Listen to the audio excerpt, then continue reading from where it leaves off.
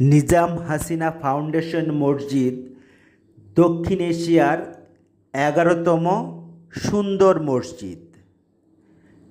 বাংলাদেশের বৃহত্তম একমাত্র দ্বীপ জেলা ভোলার অন্যতম প্রধান পর্যটন স্পট হিসেবে পরিচিত নিজাম হাসিনা ফাউন্ডেশন মসজিদ।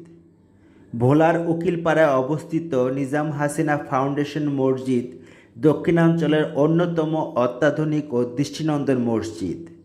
২০১৬ সালে নির্মিত ১.৫ একর জমির উপর প্রতিষ্ঠিত এই দোতলা মসজিদে একসাথে ২,০০০ মুসল্লি নামাজ আদায় করতে পারেন।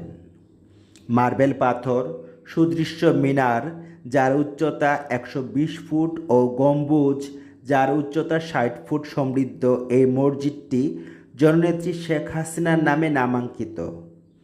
মসজিদটির ২০১০ সালের জুন থেকে নির্মাণ কাজ শুরু হয়ে ২০১৬ সালের ডিসেম্বর মাসে উদ্বোধন করা হয়।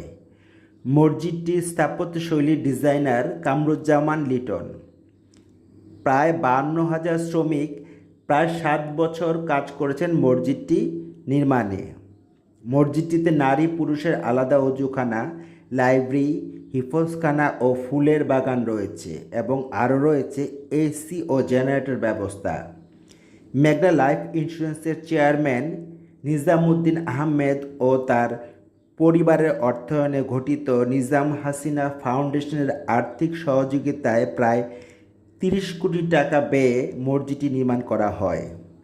২৪,০০০ বর্গফুট এই মসজিদটিতে ২টি মিনার, ৪টি গম্বুজ, ৩টি দরজা এবং গেট রয়েছে ২টি।